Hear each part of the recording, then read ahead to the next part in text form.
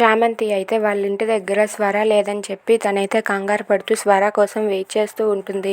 ఏంటి స్వర ఎక్కడికి వెళ్ళింది, ఎక్కడికి వెళ్ళిందో చెప్పైనా లేదు. కనీసం పక్క వీధిలో కూరగాయలు కొనడానికి వెళ్తేనే నాకు చెప్పేసి వెళ్తుంది. అలాంటిది ఈ స్వర చెప్పకుండా ఇంత పొద్దున్నే ఎక్కడికి వెళ్ళింది అని చెప్పి చామంతి కంగారు పడుతూ ఉంటుంది. ఇంతలో తనైతే ఇలా అనుకుంటూ ఉంటుంది, అయినా స్వర నాకు చెప్పకుండా వెళ్ళిందంటే కొంపదీసి ఆ ఝాన్సీ వాళ్ళ ఇంటికి వెళ్ళిందా, ఆ అభిని కలిసిందా, ఆ ఝాన్సీ అభి వాళ్ళిద్దరూ కలిసి స్వరాని అనరాని మాటలు ఏమైనా అంటున్నారేంటో, నాకెందుకో కంగారుగా ఉంది.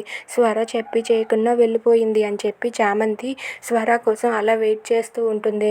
అయినా ఆ ఝాన్సీ దగ్గరకు ఎందుకు వెళ్ళిందో ఏంటో, వాళ్ళ ఇంటి అడ్రస్ తెలిసింది అని చెప్పింది. అమ్మో, ఇప్పుడు వాళ్ళు స్వరాని అనరాని మాటలు అంటే స్వర ఎంత బాధపడుతుందో ఏంటో, స్వర బాధపడితే నేను చూడలేను అని చెప్పి చామంతి అయితే స్వర కోసం వెయిట్ చేస్తుంది. If you like this video please subscribe.